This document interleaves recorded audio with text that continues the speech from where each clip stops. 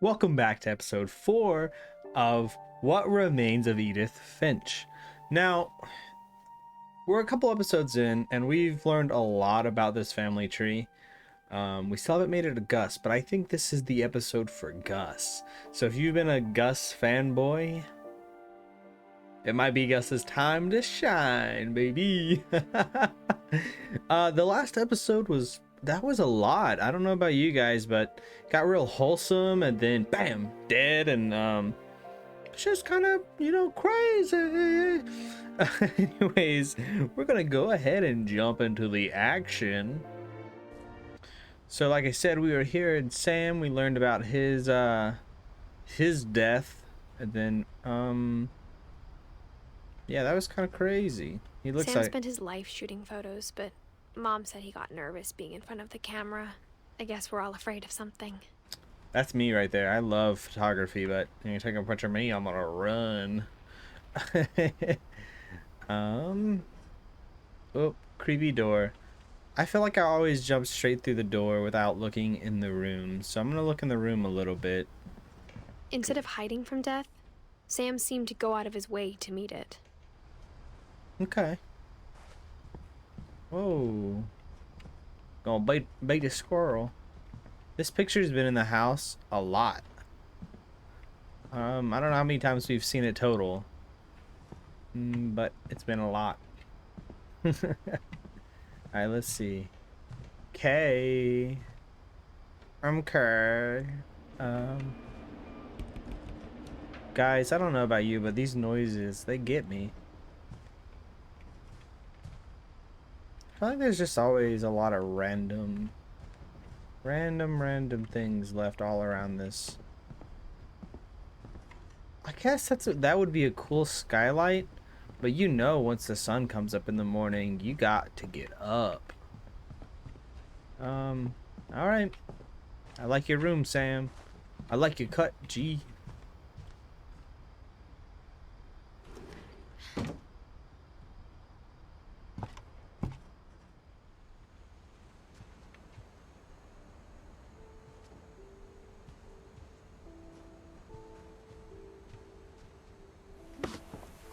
After Sam died, my mom and Edie got really close.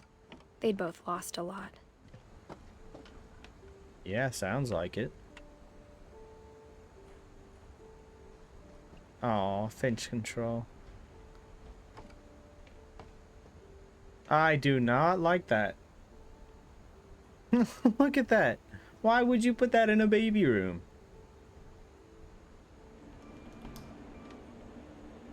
That was near identical. Can't say otherwise.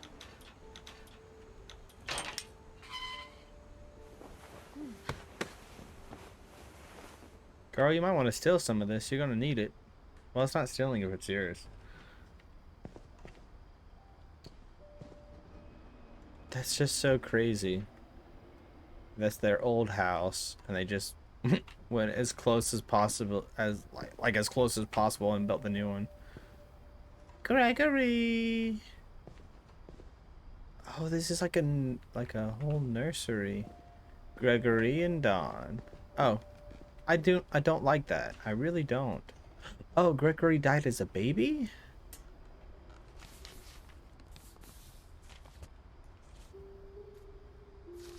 Dear Kay, do you remember the way Gregory used to laugh when he thought he was alone? Like something funny was happening, but only he could see it. I think he saw things the rest of us don't.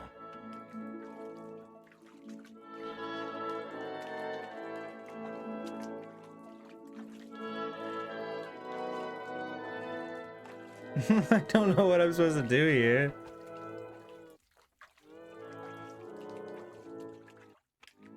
Oh, the music.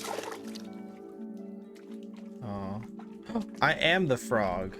Ribbit? Watching's over, Gregory. It's time to... You told me you left a whole baby in this big Hold on, tub by sweetie. itself? Oh, this is how the baby dies, huh? Hello? You're just a bad mom. Sam, I told you I don't want to talk right now. I wonder what he saw. this world was like. This is so much fun.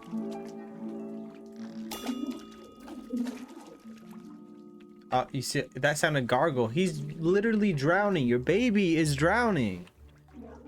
He reminded me so much of Calvin. This is literally so Lost in his sad. imagination. Whatever it was he saw. I want to get the whale.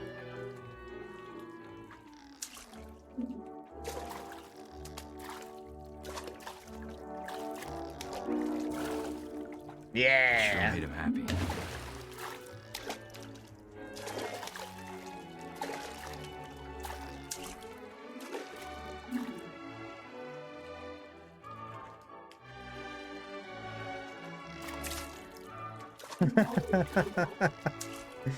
They made such an enchanting moment out of a kid dying.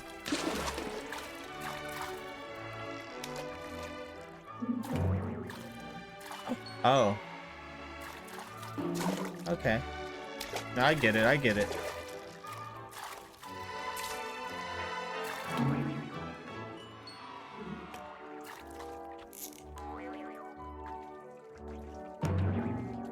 I know how silly it sounds.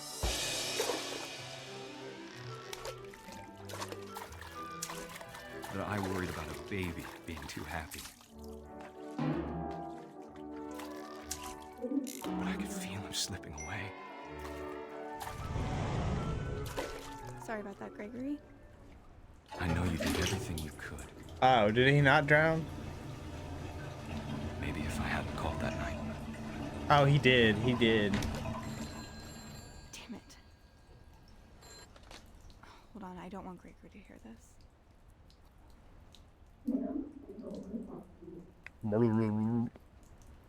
Man, I don't know how to feel about this. Am I still the frog?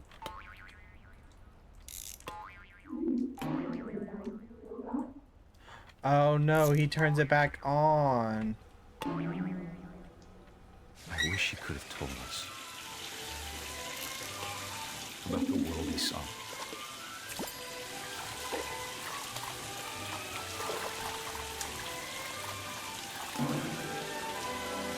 Hey, there's so much I don't understand about Gregory. About everything.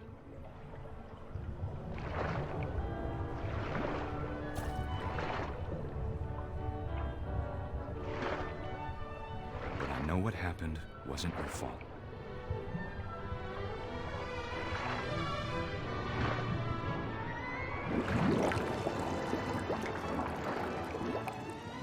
I'm sure he's happy. And he'd want you to be happy too. Good luck, Kay. Love, Sam.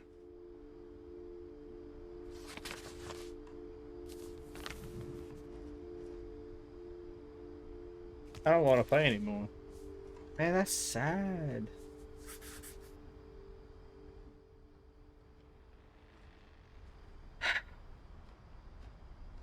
This game, man.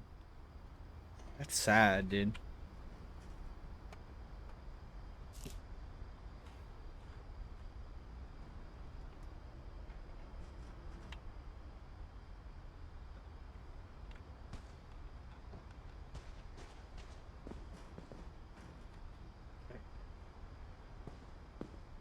They just made me. They just made me play a baby drowning in a bathtub.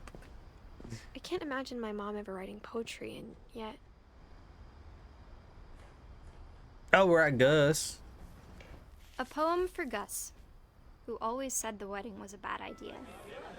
Our father never hit us kids, at least not very hard, before the day my brother said with teenage disregard that he'd be dead before he'd see a wedding in our yard.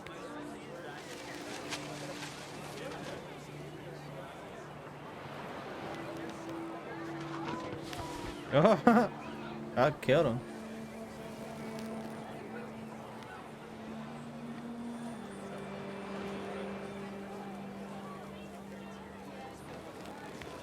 This is a lot harder than it looks, by the My way. father made him come, of course, but Gus stood far apart, just flew his kite and bottled up the storm inside his heart.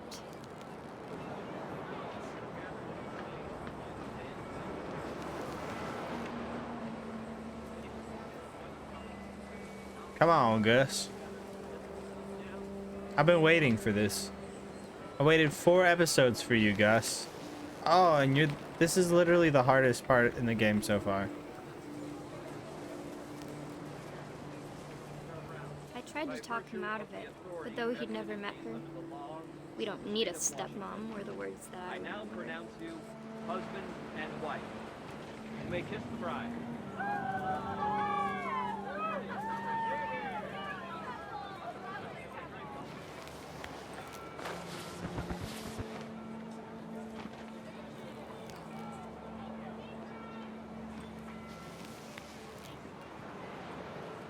Are there more words somewhere?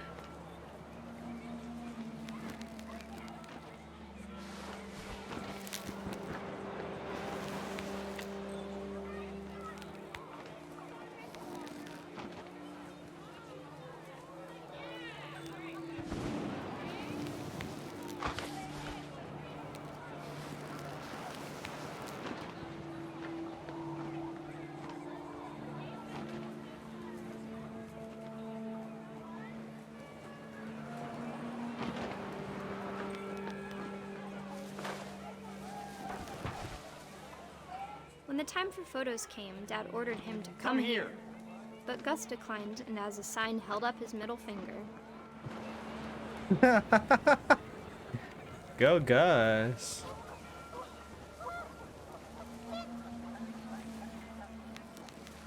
The wind picked up, and panicked geese appeared and quickly went. But all the humans did that day was go inside the tent.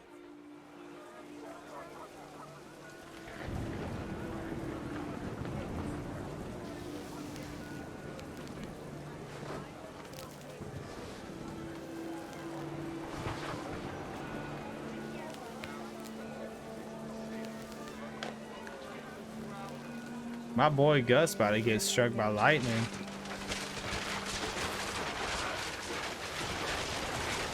The rain came down in buckets then, but no one seemed afraid that nature might destroy the tent our dad had crudely made.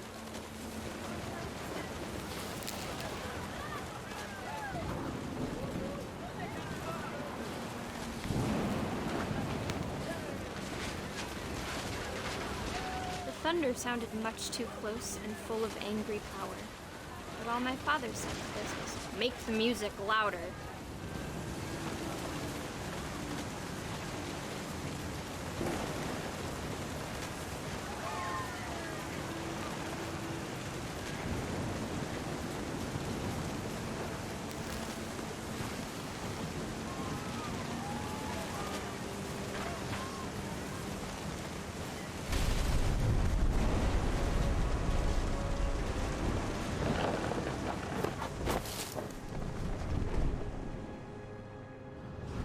I wish that I could truly say I thought about you on that day.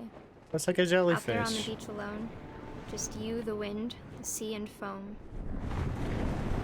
But I didn't. Until we found you.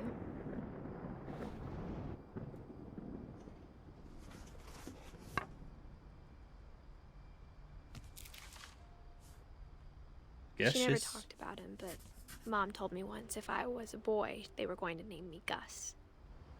he just got blown away.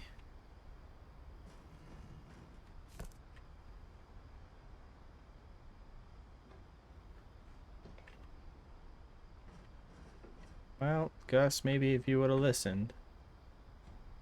Can I slide down that pole? Probably shouldn't do that as a pregnant lady. I don't know. Don't you tell me she's gonna climb this. My mom moved up to the loft after her brothers died. At the time, it was as far away as she could get.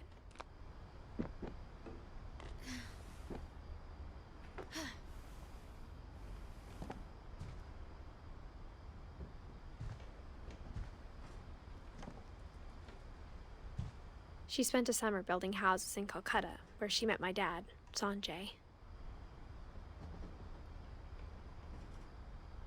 Fly to India, pack.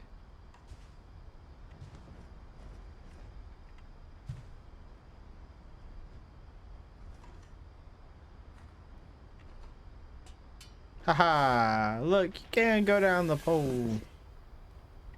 Best part of the game. And now I gotta climb all the way back up. Worth it. I forgot where the camera was.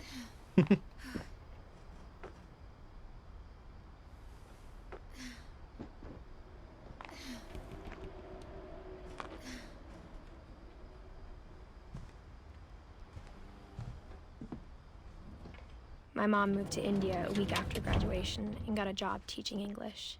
Lewis was born a year later.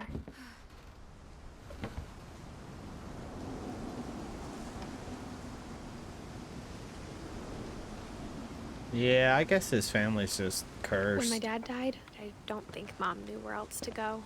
I'm sure Edie was happy to have her back. And to see kids in the house again.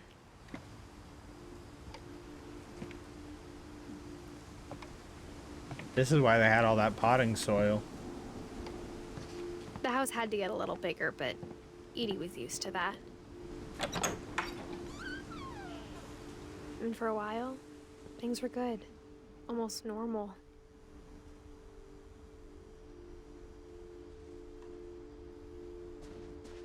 Man, this is just so cool, but like in a sad way too. But it didn't last. I'm sure not.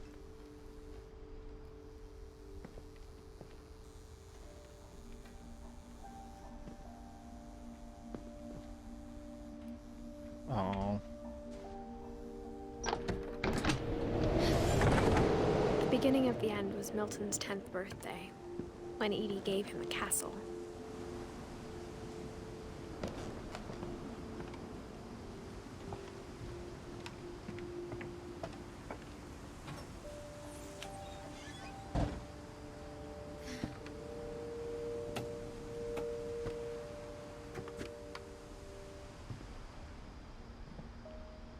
Why is there paint everywhere?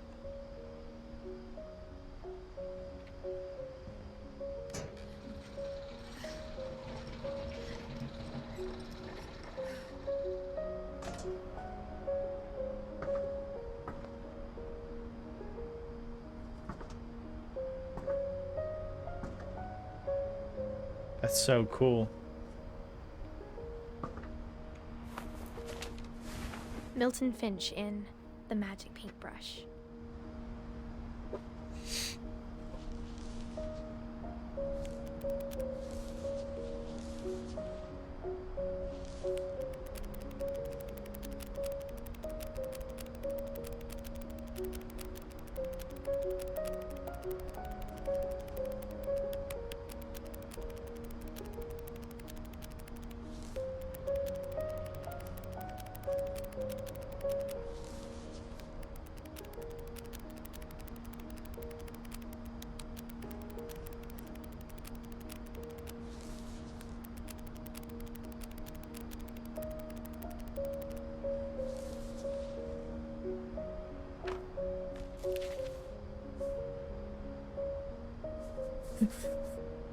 I was 4 when Milton disappeared.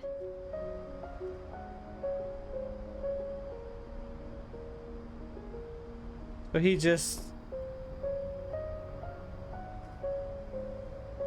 said bye.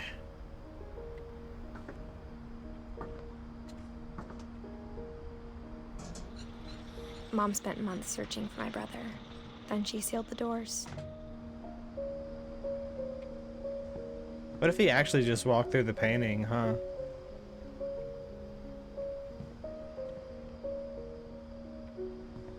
Milton's just in Narnia. Whatever Milton had found in the house, Mom didn't want it getting out.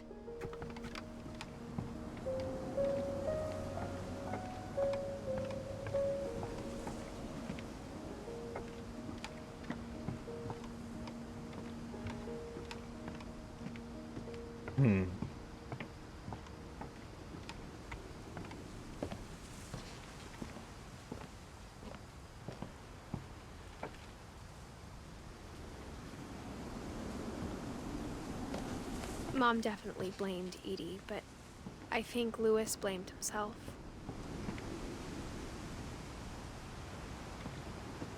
after he graduated, he just spent more and more time in his room.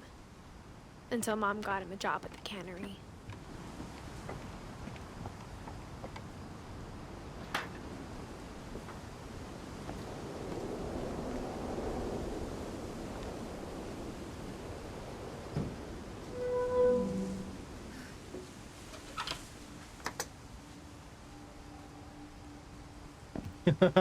Now this is a bedroom. Lewis's room smelled very, very familiar. That part of him lived on. I wonder what it smells like. Man, how did he die?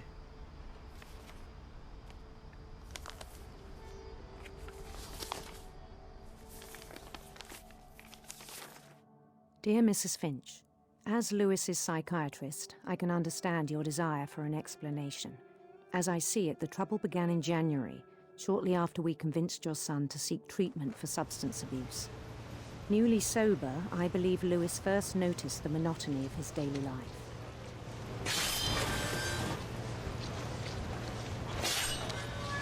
He kept working at the cannery, but he withdrew part of himself. In our sessions, I saw the same behavior. His mind began to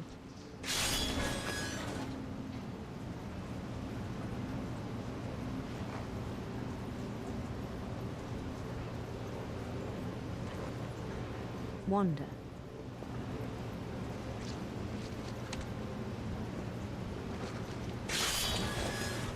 I asked him to describe it. He said he started small.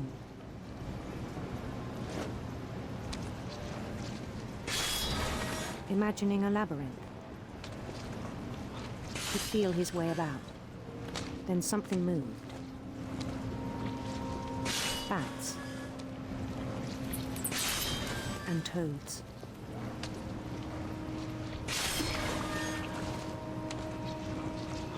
And things that have not names.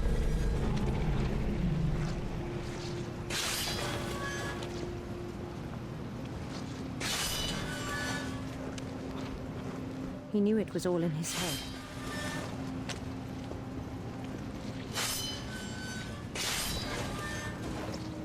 But he took it very seriously. I had hoped he'd find himself.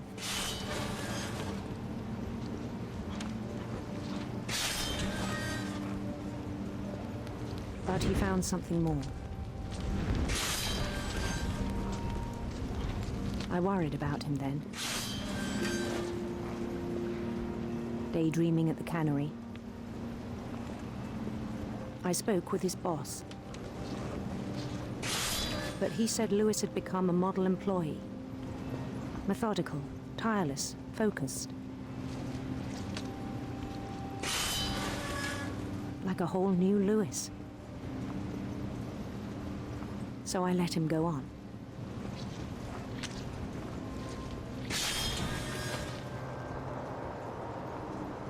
I even encouraged him. This is It seemed very crazy. promising at first.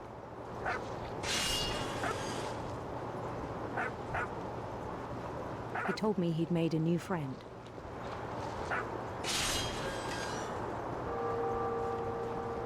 On the edge of a city he named Lewis Topia.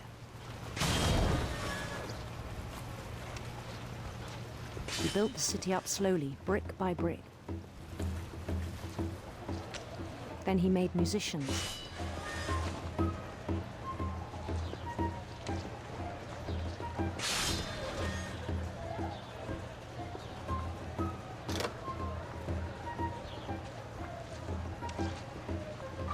And songs for them to play.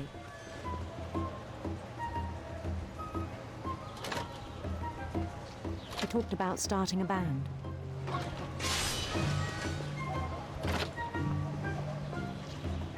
And he was always humming something. Every day his imagination grew stronger.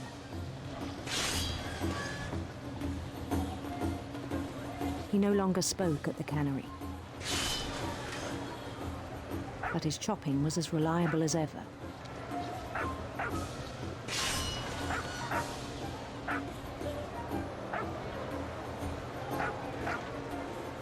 Then one day it struck him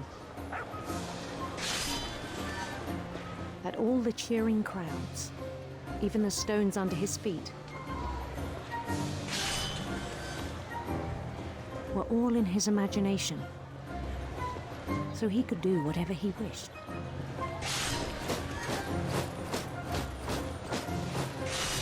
He held an election for mayor, and he won. They begged him to stay, but his mind was already wandering. It became a game for him. This is really hard to do both. He'd conquer a city, then immediately push on. New Louisville.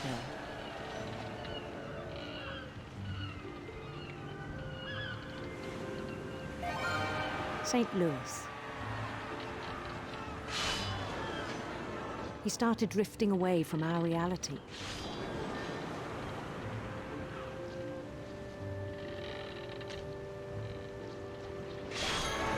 Minneapolis. Until one day he forgot to go home from the cannery. Even as his mother pleaded with him, part of Louis kept sailing on.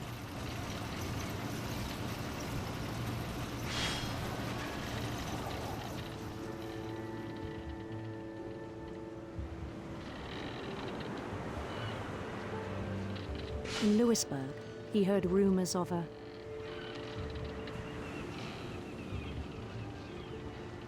handsome queen. Okay, I love the choice there.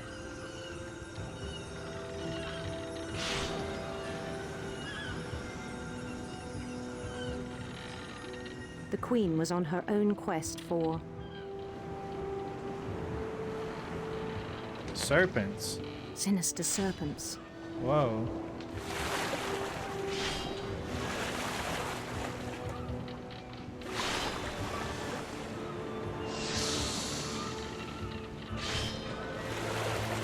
He followed the sound of her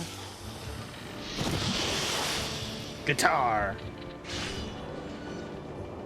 electric sitar.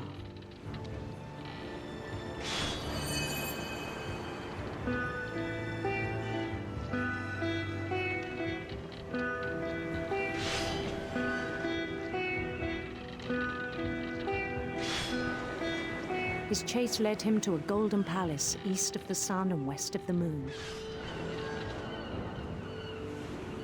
Even then, his logic remained sound. He knew the world was all in his imagination. This is too much.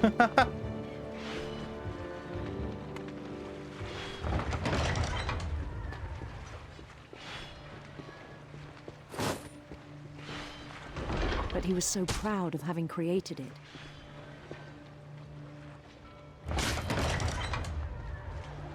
In his own eyes, he'd become something greater than a king.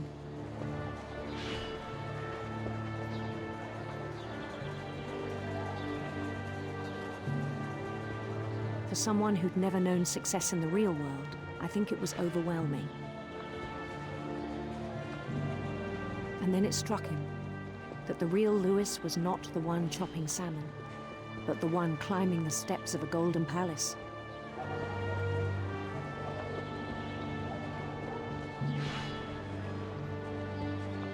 My imagination is as real as my body, he told me. It was hard to argue with him.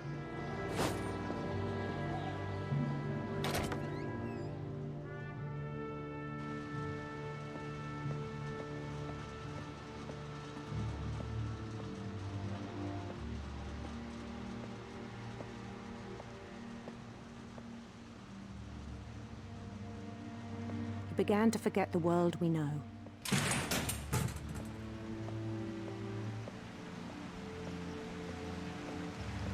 I think it pained him to remember Louis, the cannery worker.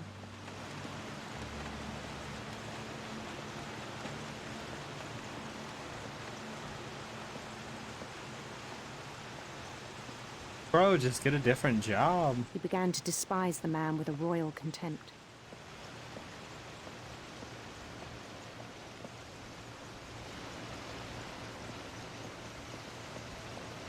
I still thought I could save him.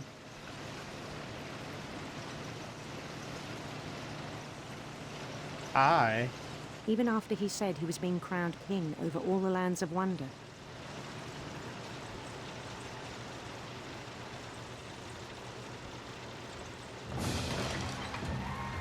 The palace would be packed with his companions.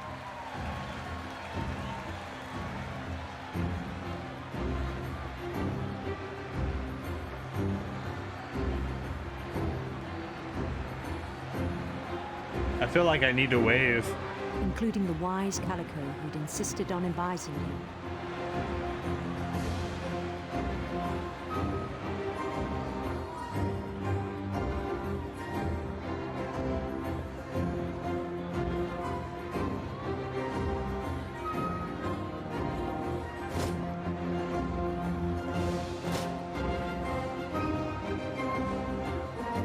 His queen waited, holding his crown.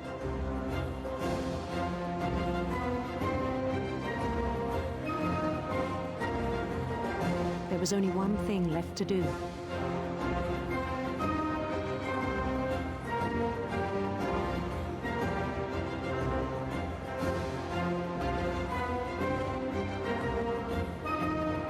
I don't want to. Bend down his head.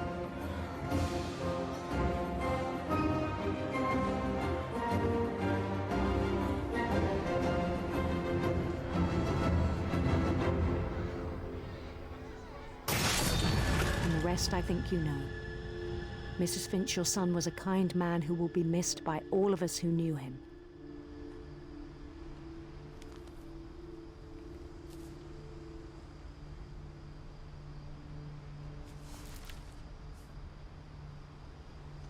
My brother was really cool. I wish you could have met him.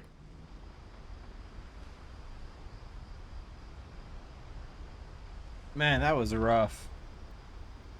Oh my goodness.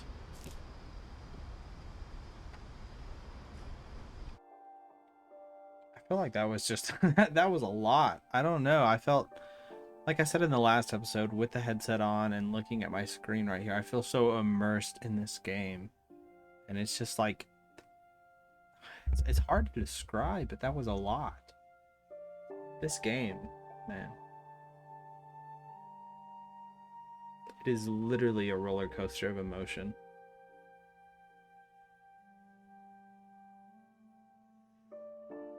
We finally learned about Gus. But, wow. That's just... Whew. Man, this... And it seems like we're getting close to the end of the game. So this is where I'm going to wrap up episode 4. Thank you guys for watching. Leave a comment down below, and I'll see you guys next time. Bye.